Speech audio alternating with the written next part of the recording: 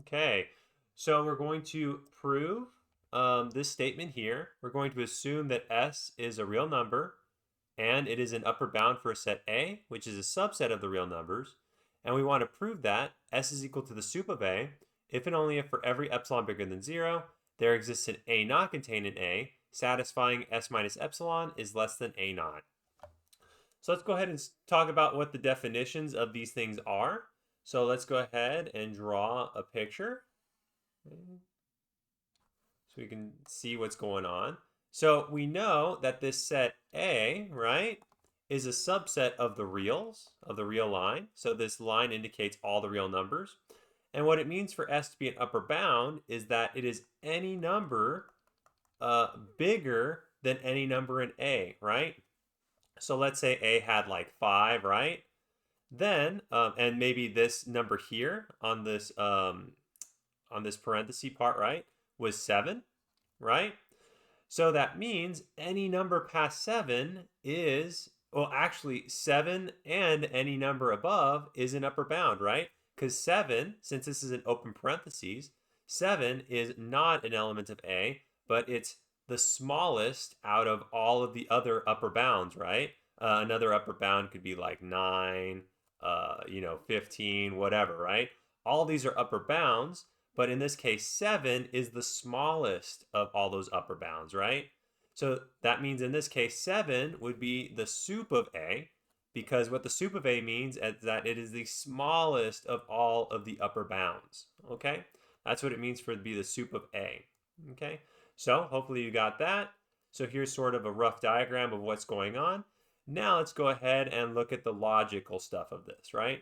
So we can see that this is of the form P if and only if Q implies R, because P would be S is equal to the sup of A, Q would be for every epsilon, epsilon's bigger than 0, and R would be there exists an A naught contained in A, satisfying S minus epsilon is less than A naught. So for if and only if, we have to break it off into two parts. So let's go ahead and start that proof. So this is going to be P implies Q implies R, which we know is logically equivalent to P and Q implies R. So we're going to assume P, which is S is equal to the sup of A, and we're going to assume for every epsilon, epsilon is bigger than 0.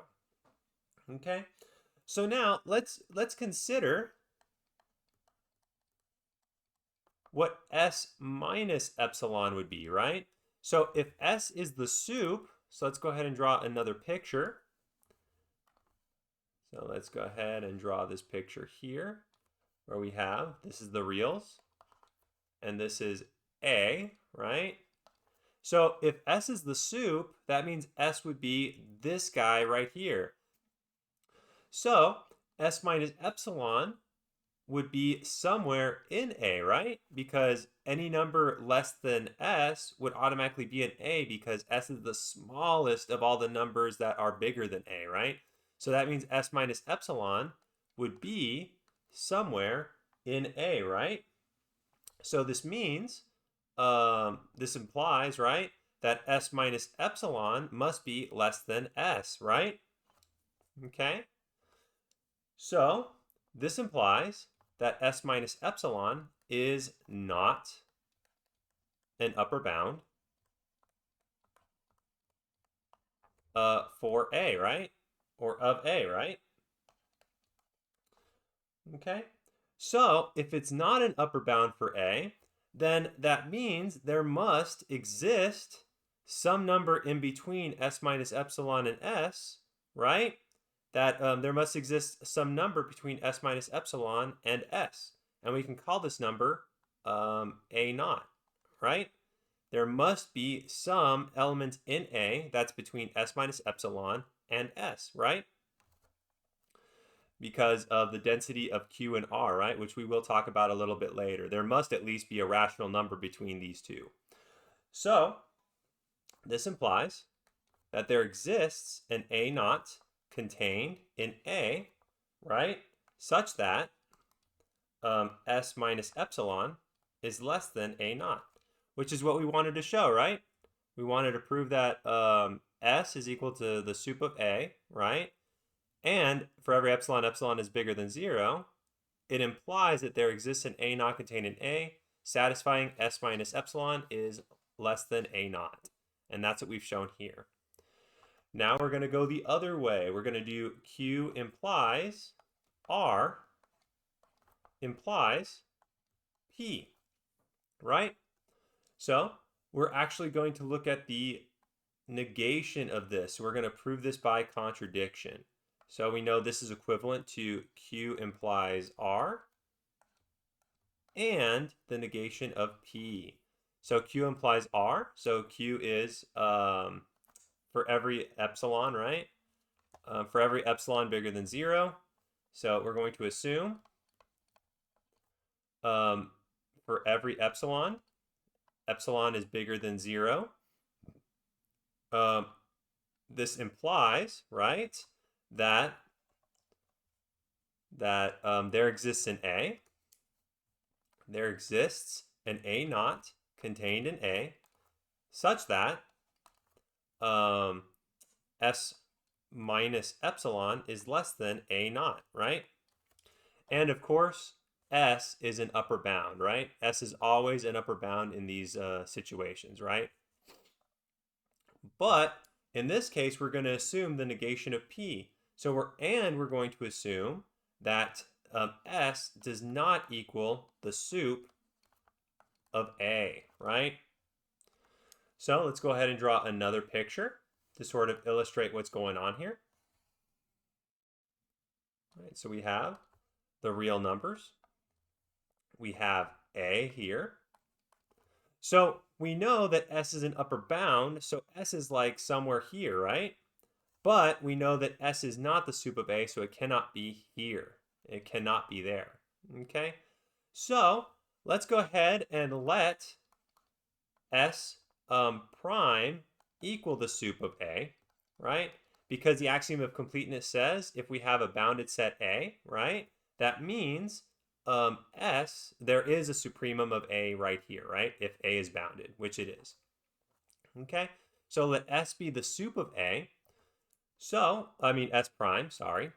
So what this tells us is that this implies that there must exist an epsilon naught such that, right, S prime plus epsilon naught must be less than S, right? Right? So let's say this is like S plus epsilon naught. So we know that there must exist a rational number between S prime and S, right? Right here.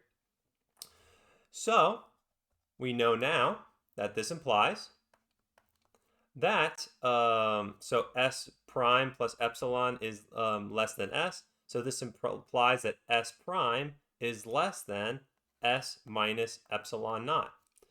But remember, we assumed that S minus any epsilon is less than this A naught in A, right? So we know that this is less than A naught.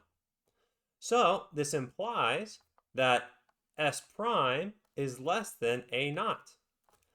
But we know that S prime is the sup of A. So it's bigger than any element in A, right? But it's also the smallest of the upper bounds, right? So this means that S prime cannot be the sup of A.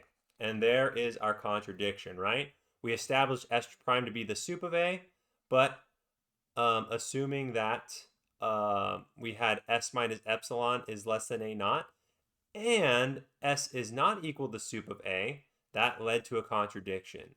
So that means the original statement, right? The original statement that for every epsilon bigger than 0, there exists an A naught contained in A satisfying S minus epsilon is less than A naught, does imply that S must be the sup of A, right? And there's our proof. We did it both ways. Okay, and this is our contradiction, right? A contradiction. And there is our proof.